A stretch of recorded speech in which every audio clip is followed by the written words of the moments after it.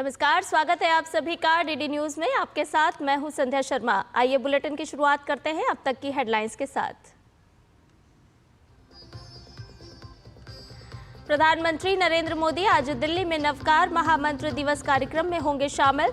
दुनिया को देंगे शांति और अहिंसा का संदेश।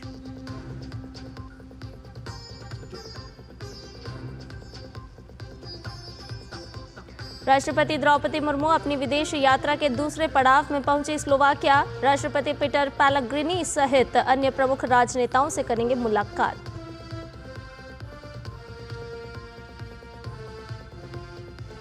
देश भर में लागू हुआ नया वक्फ कानून। पश्चिम बंगाल के मुर्शिदाबाद में कानून के विरोध में भड़की हिंसा। 10 अप्रैल तक इंटरनेट बंद, धारा 163 लागू।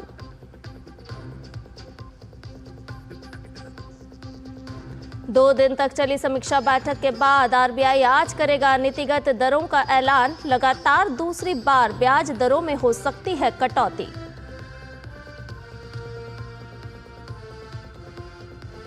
और अमेरिका और चीन के बीच बढ़ा व्यापार विवाद। ट्रंप प्रशासन ने ड्रैगन पर गाया 104% का भारी भरकम टैरिफ।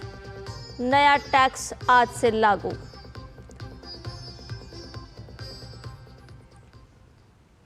आइए खबरों को जान लेते हैं विस्तार से। प्रधानमंत्री नरेंद्र मोदी आज सुबह करीब 8 बजे नई दिल्ली के विज्ञान भवन में नवकार महामंत्र दिवस में शामिल होंगे। इस अवसर पर पीएम वहां उपस्थित जनसमूह को संबोधित भी करेंगे। नवकार महामंत्र दिवस आध्यात्मिक सद्भाव और नैतिक चेतना का एक महत्वपूर्ण उत्सव है। ये उत्सव जैन धर्म में सबसे अधिक पूजनीय और सार्वभौमिक मंत्र नवकार महामंत्र के सामूहिक जाप के माध्यम से लोगों को एकजुट करने का प्रयास करता है। अहिंसा, विनम्रता और आध्यात्मिक उत्थान के सिद्धांतों पर आधारित ये मंत्र प्रबुद्ध व्यक्तियों के गुणों के प्रति सम्मान व्यक्त करता है और आंतरिक परिवर्तन की प्रेरणा देता है। इस अवसर पर 108 से अधिक देशों के लोग शांति और एकजुटता के लिए वैश्विक नारे में शामिल होंगे। राष्ट्रपति द्रौपदी मुर्मू 2 देशों की राजकीय यात्रा के दूसरे चरण में आज स्लोवाकिया पहुंची। वो स्लोवाक गणराज्य की यात्रा करने वाली दूसरी भारतीय राष्ट्राध्यक्ष हैं। पुर्तगाल की राजकीय यात्रा खत्म करने के बाद राष्ट्रपति वियना पहुंची और आधी रात को सड़क मार्ग से स्लोवाक की राजधानी ब्रातिस्लावा पहुंची। स्लोवाकिया में अपने 2 दिवसीय प्रवास के दौरान राष्ट्रपति मुर्मू प्रतिनिधिमंडल स्तर की वार्ता करेंगी और राष्ट्रपति पीटर पैलेग्रिनी, प्रधानमंत्री रॉबर्ट फिको और राष्ट्रीय परिषद के अध्यक्ष रिचर्ड रासी से मुलाकात करेंगी। स्लोवाकिया के साथ भारत के मजबूत राजनीतिक संबंध हैं, साथ ही मजबूत व्यापारिक जुड़ाव भी हैं। ऑटोमोबाइल और इंजीनियरिंग से लेकर आईटी तक कई क्षेत्र में भारतीय कंपनियों द्वारा स्लोवाकिया में महत्वपूर्ण निवेश किया जा रहा है। दोनों देशों के बीच लंबे समय से रक्षा संबंध भी हैं।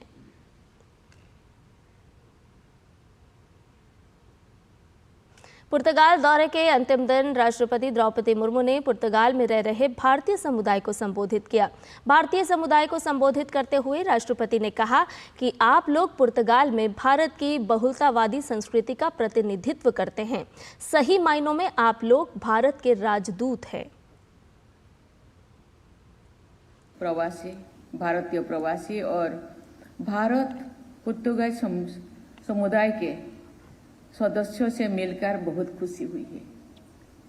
भारत के कई हिस्सों में से आकर विभिन्न समुदायों का प्रतिनिधित्व करते हुए आप न केवल भारत के विविधता को दर्शाती है, बल्कि हमारे महान देशों की से को जुड़ने का भी साझा मूल्य, लोकतंत्र, बहुलवाद, भाईचारा और भावना के भी प्रतिनिधित्व कर। पुर्तगाल में आपके योगदान तथा भारतीय संस्कृति को बढ़ावा देने के आपके प्रयास आपको हमारे देश का सच्चा राजदूत बनाते हैं। प्रधानमंत्री नरेंद्र मोदी ने मंगलवार को नई दिल्ली में राइजिंग भारत समिट को संबोधित किया। पीएम ने कला और संस्कृति के प्रोत्साहन के लिए वेव्स प्लेटफॉर्म की सराहना की। पीएम ने कहा कि अगले माह मुंबई में इसका बहुत बड़ा आयोजन होगा। पीएम ने यह भी कहा कि इसको लेकर एक बड़ी व्यवस्था खड़ी की जा रही है। पीएम ने आगे कहा कि ये पहल भारतीय आर्टिस्ट को प्रोत्साहित करेगी। एंटरटेनमेंट आज दुनिया की सबसे बड़ी इंडस्ट्री में से एक है और आने वाले समय में इसका और विस्तार होगा। ऐसे ही समय में हमने आर्ट और कल्चर को एनकरेज करने के लिए, इसे सेलिब्रेट करने के लिए वेव्स यानी world audio visual and entertainment summit, इस वेव्स नाम का प्लेटफॉर्म बनाया गया है। अगले महीने मुंबई में इसका बहुत बड़ा आयोजन होने जा रहा है और ये लगातार होते रहने वाला है। एक लंबी व्यवस्था खड़ी हो रही है। आप सभी जानते हैं, हमारे यहाँ movies, podcast, gaming, music, AR और वीआर की बहुत वाइब्रेंट और क्रिएटिव इंडस्ट्री है। हमने क्रिएट इन इंडिया का मंत्र लेकर इसे नेक्स्ट लेवल पर ले जाने का फैसला लिया है। वेव्स इंडियन आर्टिस्ट को कंटेंट बनाने और ग्लोबल बनाने के लिए एनकरेज करेगा और इसके साथ साथ क्रिएट इन इंडिया दुनिया भर के आर्टिस्ट को भारत में आने का अवसर भी देगा। मैं नेटवर्क 18 के साथियों से भी कहूंगा कि वो वेव्स के प्लेटफॉर्म को पॉपुलराइज करने के लिए आगे आए। यहां बड़ी संख्या में क्रिएटिव डोमेन्स में काम करने वाले युवा साथी हैं। कुछ लोगों से मेरे मिलने का मौका भी मिला। मैं उन्हें भी कहूंगा वो इस मूवमेंट को, इस प्लेटफॉर्म का हिस्सा बने। वेव्स की लहर हर घर, हर दिल तक पहुंचनी चाहिए। आप लोग ये करेंगे, ये मुझे पूरा विश्वास है। मुंबई में होने वाला world audio visual and entertainment summit waves पहला वैश्विक मंच है जो भारत को मीडिया, मनोरंजन और प्रौद्योगिकी के लिए एक वैश्विक केंद्र के रूप में स्थापित करने के लिए अग्रसर है। वेव्स समिट के तहत आयोजन हो रहा है वेव्स एक्स का, जो वेव एक्सीलरेटर है, जिसके जरिए स्टार्टअप्स को वेव्स समिट में निवेशकों को अपने आइडियाज पिच करने का मौका मिल रहा है। किस तरह से वेव्स एक्स लाइव भारत के युवाओं के सपनों को दे रहा है उड़ान, आइए देखते हैं हमारी इस खास रिपोर्ट में।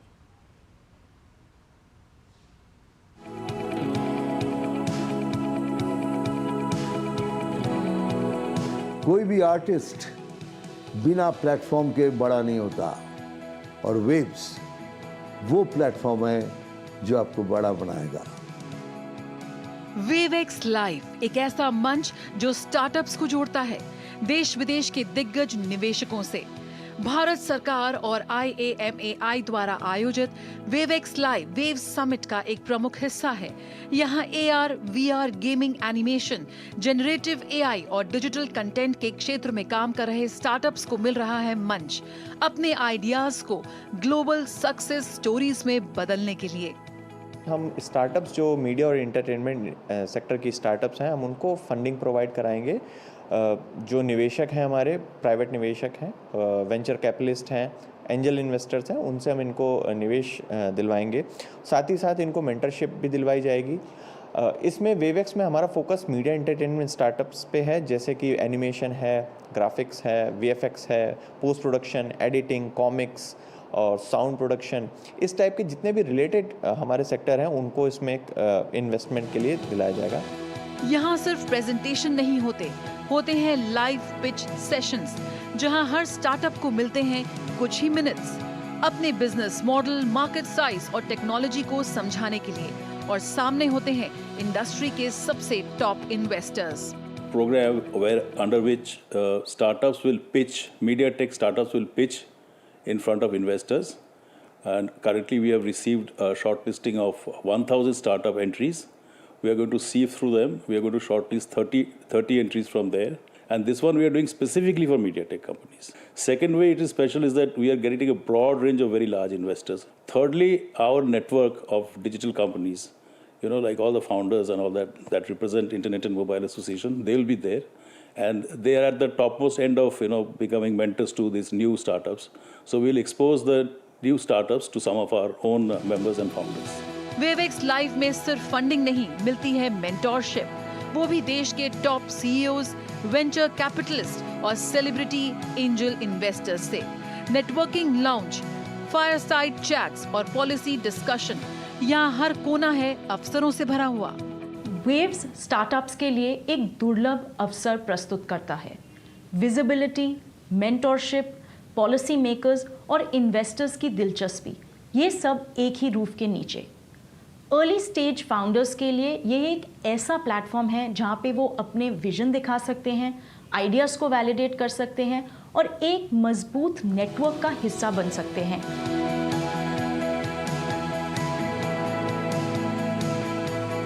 वेव एक्स इनिशिएटिव भी वेव्स ले रहा है और जिसके तहत हम जैसे स्टार्टअप्स को नेटवर्किंग अपॉर्चुनिटी, इन्वेस्टमेंट अपॉर्चुनिटी और एक दूसरे के साथ कोलैबोरेट करना, नेटवर्क करना, इस तरह की अपॉर्चुनिटीज़ हमें मिलना पॉसिबल हो पाया है। जो स्टार्टअप्स हैं जिन्होंने इन टेक्नोलॉजीज़ पे काम किया है वो मेन स्ट्रीम मीडिया में आ जाएंगे, इसमें मेरे को कोई डाउट नहीं है। चाहे एक्टर्स हो, चाहे बैकग्राउंड्स हो, चाहे म्यूज़िक स्कोर हो, चाहे जितने भी प्रोडक्शन के जितने भी फैसेट्स हैं, ये AI ड्रिवन हो जाएंगे। और AI आपको पता है बिल्कुल वेव की तरह ही आता है। वेवएक्स लाइव एक इवेंट नहीं, एक मूवमेंट है। यहाँ से निकले स्टार्टअप्स भविष्य की मीडिया इंडस्ट्री को रीडिफाइन करेंगे और भारत को बनाएंगे वर्ल्ड इनोवेशन मैप का अगला लीडर। इनोवेशन, मेंटरशिप और कोलैबोरेशन, यही है इसकी ताकत। ब्यूरो इनपुट्स के साथ जया सिन्हा, DD न्यूज़। और वित्त मंत्री निर्मला सीतारमण एक सप्ताह के लिए ब्रिटेन और ऑस्ट्रिया की यात्रा पर हैं। आज वित्त मंत्री ब्रिटेन में आयोजित 13वें भारत ब्रिटेन आर्थिक एवं वित्तीय वार्ता में हिस्सा लेंगी, जिसकी सह अध्यक्षता वित्त मंत्री निर्मला सीतारमण और ब्रिटेन के चांसलर द्वारा की जाएगी। ये एक अहम द्विपक्षीय मंच है जहां financial collaboration, investment, financial services, tax के मामलों सहित विभिन्न पहलुओं पर विचार विमर्श किया जाता है। इस मंच पर UPI इंटरलिंक करने के मामलों पर भी वित्त मंत्री चर्चा करेंगी। इस दौरान वित्त मंत्री निवेशकों, व्यवसायियों से भी बातचीत करेंगी। RBI गवर्नर संजय मल्होत्रा मुंबई में मौद्रिक नीति समिति की बैठक के बाद आज नीतिगत दरों का ऐलान करेंगे। भारतीय रिजर्व बैंक आज लगातार दूसरी बार ब्याज दरों में कटौती कर सकता है। दरों में कटौती से आम आदमी को सीधे तौर पर सस्ते लोन की सुविधा मिलती है, EMI कम होती है और अप्रत्यक्ष रूप से आर्थिक विकास से रोजगार व आय के अवसर भी बढ़ते हैं। कई विशेषज्ञों का मानना है कि RBI इस बैठक में 25 आधार अंकों की ही कटौती करेगा ताकि विकास को समर्थन मिले और मुद्रास्फीति पर नियंत्रण बना रहे। ट्रेड वॉर के जोखिमों को देखते हुए बड़ी कटौती से परहेज किया जा सकता है। ये RBI के वित्त वर्ष 2026 की पहली बैठक है। खबरों में बढ़ते हैं आगे। आपको बता दें कि देश भर में वक्फ संशोधन कानून लागू हो चुका है। कानून के लागू होने के बाद इसके विरोध में पश्चिम बंगाल के मुर्शिदाबाद के जंगीपुर में हिंसा हुई। इस दौरान उपद्रवियों ने कई पुलिस वाहनों में भी आग लगा दी। हिंसा के बाद स्थिति पर काबू पाने के लिए इलाके में धारा 163 लागू कर दी गई है। साथ ही इलाके में 10 अप्रैल तक इंटरनेट सेवा भी बंद कर दी गई है। दरअसल पश्चिम बंगाल का मुर्शिदाबाद वो क्षेत्र है जहां 66% मुसलमान हैं और इसीलिए यहां वक्फ संशोधन बिल का सबसे अधिक विरोध हो रहा है। उपद्रवियों के हौसले इतने बुलंद हैं कि हिंसा को रोकने गई पुलिस पर ही उग्र प्रदर्शनकारियों ने हमला कर उनकी गाड़ियों को तोड़ दिया और उसे आग के हवाले कर दिया।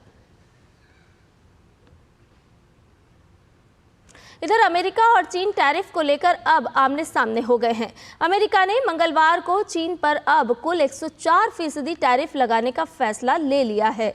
चीन पर नया अमेरिकी टैरिफ 9 अप्रैल के आधी रात से लागू हो गया है। व्हाइट हाउस ने इस बात की जानकारी दी है। ये वॉशिंगटन और बीजिंग के बीच जारी ट्रेड वॉर में अब तक उठाए गए सबसे आक्रामक कदमों में से एक है। आपको बता दें कि अमेरिका के राष्ट्रपति डोनाल्ड ट्रंप ने सोमवार को चीन पर 50% टैरिफ लगाने की बात कही थी। ट्रंप ने चीन की ओर से अमेरिकी सामानों पर 34% का जवाबी टैरिफ लगाने के बाद ये चेतावनी दी थी। ट्रंप ने कहा था कि अगर चीन 8 अप्रैल तक अपना 34% टैरिफ वापस नहीं लेता है तो अमेरिका उस पर 50% का अतिरिक्त टैरिफ लगाएगा। चीन ने ट्रंप की धमकी पर झुकने से इनकार कर दिया और अमेरिका से लड़ाई लड़ने की बात कही और इसके बाद व्हाइट हाउस ने चीन पर नए टैरिफ लागू करने का ऐलान कर दिया है। समाचार में फिलहाल रुकने एक छोटे से ब्रेक के लिए जल्द हाजिर होंगे।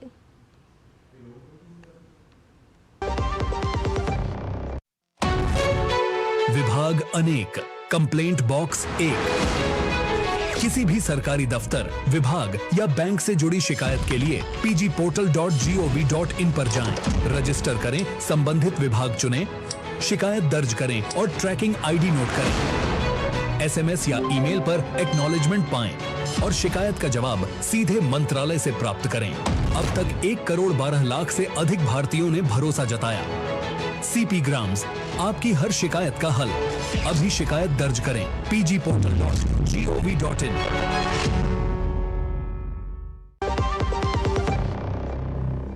ब्रेक के बाद समाचार में आपका एक बार फिर से स्वागत है। नई दिल्ली में ओडिशा इन्वेस्टर्स मीट का आयोजन किया गया। इस अवसर पर केंद्रीय मंत्री धर्मेंद्र प्रधान, जुएल ओराम, हरदीप सिंह पुरी और ओडिशा के मुख्यमंत्री मोहन चरण मांझी उपस्थित रहे। इस आयोजन का मकसद निवेशकों के बीच संवाद स्थापित कर ओडिशा में निवेश को बढ़ावा देना था। दिल्ली का ताज होटल केंद्रीय मंत्रियों धर्मेंद्र प्रधान, जुएल ओराम, हरदीप सिंह पुरी और ओडिशा के मुख्यमंत्री मोहन चरण मांझी सहित कई कंपनियों के प्रतिनिधि शामिल हुए। इस बीच IOCL, ISPRL, पेट्रोनेट LNG और ओडिशा सरकार के बीच समझौतों पर हस्ताक्षर हुए। केंद्रीय मंत्री हरदीप सिंह पुरी ने कहा कि भारत जल्द ही वैश्विक रिफाइनरी हब बनेगा और ओडिशा उसमें निर्णायक भूमिका निभाएगा। And sure that the government of India, insofar as my ministry is concerned, it will keenly pursue the development of the petrochemical industry in the country. And Odisha represents huge opportunities, and I urge all entrepreneurs and investors to seize this opportunity which the state offers. केंद्रीय मंत्री धर्मेंद्र प्रधान ने कहा कि तीव्र औद्योगिकरण से ओडिशा में तीव्र विकास होगा। केंद्रीय मंत्री जुएल ओराम ने कहा कि ओडिशा की संपन्न वन संपदा ओडिशा के विकास में अहम भूमिका निभाएगी। पारादीप पोर्ट हाइड्रोजन ट्रांजैक्शन के लिए एक डेजिग्नेट पोर्ट बना है देश के अंदर। देश विदेश की कंपनियां हाइड्रोजन सेक्टर में उड़ीसा आ रहा है। That means Odisha is going to be one of the important energy transition, new energy state, energy producing point of the world, I can say. इसकी रिलेटेड, क्योंकि आने वाले दिनों में ग्रीन एनर्जी उड़ीसा में BPCL, another public sector company, around 2,000 रुपया खर्चा करके राइस स्ट्रॉ से एथेनॉल बनाने के लिए प्रोजेक्ट लगा रहा है। This is first of its kind in our country. Double engine सरकार की कोशिश दोगुनी रफ्तार, दूरगामी सोच और रणनीतिक पहलों से ओडिशा को पूर्वी भारत के ग्रोथ इंजन के रूप में उभारने की है। 17 लाख करोड़ का जो प्रस्ताव 16 सेक्टर में से जो MOU साइन हो रहा है और उनके साथ साथ जैसे हमारा HLCA में अप्रूव करना है तो हम सही टाइम पर करना है। हम निश्चित रूप से उसको हमारा टीम के साथ हम कर रहे हैं। ओडिशा में सांस्कृतिक विरासत और नैसर्गिक सुंदरता के साथ ही उद्योग स्थापित करने की अपार संभावनाएं मौजूद हैं। राज्य सरकार भी लगातार निवेशकों को आकर्षित करने के लिए प्रयास कर रही है। Chandrashekhar, GT news. और रुक करते हैं हिमाचल प्रदेश का, जहां शिक्षक सरकार से बेहद नाराज हैं। अलग अलग जिलों के स्कूलों में कार्यरत वोकेशनल टीचर्स इन दिनों शिमला के चौड़ा मैदान में धरने पर है। इन टीचर्स की सरकार से मांग है कि सरकार प्रदाता कंपनियों को बाहर का रास्ता दिखाए और इन टीचर्स को सीधे शिक्षा विभाग के अधीन लाए। इसे लेकर पहले भी ये लोग धरना प्रदर्शन कर चुके हैं, लेकिन अब तक बात नहीं बन पाई है। तो देखिए हमारी एक खास रिपोर्ट। शिमला के चौड़ा मैदान में वोकेशनल टीचर्स का ये धरना पिछले 10 दिनों से चल रहा है। प्रदाता कंपनियों के जरिए नियुक्त किए गए वोकेशनल टीचर्स कंपनियों को बाहर करके इन्हें शिक्षा विभाग के अधीन लाने की मांग कर रही हैं। इसी मांग को लेकर इससे पहले भी ये लोग धरने पर बैठे थे और शिक्षा मंत्री ने इन्हें उचित आश्वासन भी दिया था, लेकिन इसके बावजूद भी सरकार ने इन्हें नजरअंदाज किया और अब फिर से ये लोग धरना देने पर मजबूर हैं। पूरे हिमाचल से करीब 2200 वोकेशनल टीचर्स शिमला में धरना दे रही हैं। इस धरने की वजह से स्कूलों में वोकेशनल शिक्षा ले रहे करीब 80,000 बच्चों की पढ़ाई प्रभावित हो रही है। सरकार ने 17 कंपनियों को वोकेशनल टीचर्स की भर्तियों के लिए पंजीकृत किया है। प्रदर्शनकारी वोकेशनल टीचर्स इन्हीं प्रदाता कंपनियों को बाहर करने की मांग कर रहे हैं। इनकी मांग है कि कंपनियों को बाहर करके सरकार इन शिक्षकों को शिक्षा विभाग के अधीन लाए। शिमला के चौड़ा मैदान में जो वोकेशनल टीचर्स हैं पूरे स्टेट के, वो पिछले 10 दिनों से यहाँ पर धरना दे रहे हैं। दूसरी मर्तबा ये धरना इन लोगों का चल रहा है और मांग वही है कि जो कंपनियां हैं जिनके अंडर ये लोग कार्यरत हैं उनको बाहर का रास्ता दिखाया जाए और शिक्षा विभाग जो सरकार है, प्रदेश सरकार, वो डायरेक्ट कंट्रोल में इन लोगों को ले। 2 बार बातचीत भी हो चुकी है सरकार से। पिछली बार जब धरने में बैठे थे ये लोग, तब भी शिक्षा मंत्री से आश्वासन मिला था और पिछले कल भी शिक्षा मंत्री से मुलाकात हुई है, लेकिन कोई नतीजा निकल कर आया नहीं है। इस बीच मुख्यमंत्री सुखविंदर सिंह सुक्खू ने भी इन टीचर्स के प्रदर्शन को लेकर प्रतिक्रिया दी है और इस पूरे मामले में खुद को पूरी तरह अलग कर लिया है। मुख्यमंत्री ने कहा कि इस मामले में वो कुछ नहीं कर सकते और ये मामला केंद्र का मामला है। तो वोकेशनल टीचर का मामला हमारे हाथ में तो है नहीं, वो तो केंद्र सरकार के हाथ में है। लेकिन हमारे हाथ में जो होगा हम तो उनके साथ अपना पूरा सहानुभूति रखते हैं। अब उनकी वो कह रहे कंपनी से बात की जाए, कंपनी भी केंद्र सरकार की है। ये टीचर्स मुख्यमंत्री के इस बयान को लेकर भी नाराज हैं। इनका आरोप है कि मुख्यमंत्री इन्हें अपना कर्मचारी मानने से ही इनकार कर रहे हैं और सूबे के मुखिया होने के नाते इस तरह की बयानबाजी ठीक नहीं है। सरकार का जो रवैया अभी देखने को मिला, अभी माननीय सीएम महोदय की मैं स्पीच सुन रहा था, बहुत ही दुखद है कि ये कहना कि ये लोग जो हैं वो सेंट्रल गवर्नमेंट इनके बारे में काम करेगी, सेंट्रल गवर्नमेंट द्वारा सैंक्शन पोस्ट है। और जबकि हम लोग पिछले 2-2.5 सालों में सरकार को कितने ही ज्ञापन सौंप चुके हैं, जिसमें हमने बताया कि पड़ोसी राज्य हरियाणा में भी जो है वो कंपनियों को बाहर निकाल दिया गया है, व्यावसायिक शिक्षकों कंपनियों से फ्री कर दिया गया है माननीय सीएम महोदय द्वारा कि ये हमारे लोग नहीं हैं, ये तो जो है सर्व शिक्षा अभियान में उनको क्लैरिफाई करना चाहूँगा सीएम महोदय को कि सर्व शिक्षा नहीं, समग्र शिक्षा अभियान के अंतर्गत हम लोग यहाँ काम कर रहे हैं। तो सरकार को थोड़ा सा सोचने की आवश्यकता है कि हिमाचल के बच्चों को पढ़ा रहे हैं, हिमाचल में काम कर रहे हैं। 80,000 से ज़्यादा छात्र छात्राएँ हमारे साथ जुड़ी हुई हैं, उनके पेरेंट्स हमारे साथ जुड़ी हुई हैं। इससे पहले बीते रोज भी इन टीचर्स ने शिक्षा मंत्री से मुलाकात की थी, लेकिन इनका आरोप है कि शिक्षा मंत्री रोहित ठाकुर की तरफ से इनसे कोई बात नहीं की गई और इन्हें पूरी तरह से दरकिनार कर दिया गया। इनका कहना है कि आने वाले दिनों में अगर सरकार इनकी ओर ध्यान नहीं देती तो ये और ज्यादा बड़े स्तर पर प्रदर्शन करेंगे। Bureau report, DD news, Shimla. और शिक्षा क्षेत्र से ही जुड़ी अगली खबर है। प्राइवेट स्कूलों की फीस वृद्धि पर दिल्ली सरकार पूरी तरह से सख्त दिखाई दे रही है। एसडीएम के नेतृत्व में बनाई गई जांच कमेटियों ने आज से दिल्ली के प्राइवेट स्कूलों में निरीक्षण और जांच शुरू कर दी है। जांच के बाद दोषी पाए जाने वाले स्कूलों पर कड़ी कार्रवाई की जाएगी। पेश है हमारे संवाददाता गिरीश निशाना की ये खास रिपोर्ट। दिल्ली के प्राइवेट स्कूलों का हो रहा है तबातोड़ निरीक्षण। एसडीएम के नेतृत्व में बनी कमेटी प्राइवेट स्कूलों से पूछे जा रहे हैं 18 सवाल। फीस वृद्धि पर दिल्ली सरकार सख्त। देश की राजधानी दिल्ली के 1677 स्कूलों में तबातोड़ निरीक्षण शुरू हो गया है। इन स्कूलों में एसडीएम के नेतृत्व में कमेटियां निरीक्षण और जांच कर रही हैं। सोमवार को दिल्ली के शिक्षा मंत्री की प्रेस कॉन्फ्रेंस के बाद से ही लगभग कमेटी तैयार कर ली गई थी और मंगलवार को इन कमेटियों ने अपने अपने क्षेत्र में स्कूलों का निरीक्षण कर जांच की। दिल्ली में जिस तरह से प्राइवेट स्कूलों ने मनमाने तरीके से फीस बढ़ोतरी की थी, उसे देखते हुए दिल्ली सरकार पूरी तरह सख्त है। अब स्कूलों से 18 सवाल पूछे जा रहे हैं। अगले 9 दिनों के भीतर दिल्ली के शिक्षा विभाग की वेबसाइट पर स्कूलों द्वारा बढ़ाई गई फीस की जानकारी भी साझा की जाएगी। दिल्ली के 1677 स्कूलों में एसडीएम के नेतृत्व में निरीक्षण चल रहा है। किस तरह की है जांच, बात करते हैं। हमारे साथ एसडीएम प्रीति विहार संदीप यादव जी हैं। एजुकेशन डिपार्टमेंट ने डिस्ट्रिक्ट वाइज कमेटीज बनाई हैं और डीएससीए और 1973-50 का है 5 का, उसके अकॉर्डिंगली डीडी है उस टीम में और प्रिंसिपल्स हैं, अकाउंट ऑफिसर्स हैं और एसडीएम्स उनको हेड कर रहे हैं। तो देख रहे हैं जाके उनका अकाउंट स्कूल बढ़ा रहा है, फीस परमिशन ले रहा है, नहीं ले रहा है, बच्चों को क्या कमियां हैं ईडब्ल्यूएस सेक्शन में या किसी भी सेक्शन में, ठीक है ना, उनको बुक्स दे रहे हैं, नहीं दे रहे हैं, बाहर से खरीदने के लिए परमिट करते हैं, यहीं से दबाव देते हैं, ऐसे यूनिफॉर्म का है। तो जो भी चीज़ें हैं सरकार का यही कहना है कि सब नॉर्म्स में काम कीजिए। अगर कोई इसमें कमियां मिलती है तो विल सबमिट द रिपोर्ट और देखेगी सरकार। 18 सवालों का भी जवाब मांगा जा रहा है। हाँ, वो एक परफॉर्मेट है, उसमें क्वेश्चंस हैं और वो दे रहा है स्कूल। जो नहीं दे पाएगा दे विल फेस एक्शन। जिन स्कूलों ने 2024 और 25 तक फीस बढ़ाई है, उनके ऑडिट रिकॉर्ड को जांच कर मंगवाया गया है, जिसकी जांच के बाद दोषी पाए जाने वाले स्कूलों पर कड़ी कार्रवाई की जाएगी। गौरतलब है कि पिछले 10 सालों में दिल्ली के 1677 प्राइवेट स्कूलों में से केवल 75 स्कूलों का ही हर साल ऑडिट किया गया है, जबकि दिल्ली एजुकेशन एक्ट के तहत सभी स्कूलों का प्रतिवर्ष ऑडिट करवाना जरूरी है। दिल्ली के प्राइवेट स्कूलों में फीस वृद्धि को लेकर दिल्ली सरकार नकेल कसती नजर आ रही है। एसडीएम के नेतृत्व में कमेटियां बनाई गई हैं जो दिल्ली के 1677 स्कूलों की जांच में जुटी हुई है। साथ ही इन स्कूलों को बताया जा रहा है कि 1973 के एक्ट के तहत इनको पालन करना होगा। कैमरामैन शिव सुमन के साथ गिरीश निशाना, डीडी न्यूज, दिल्ली।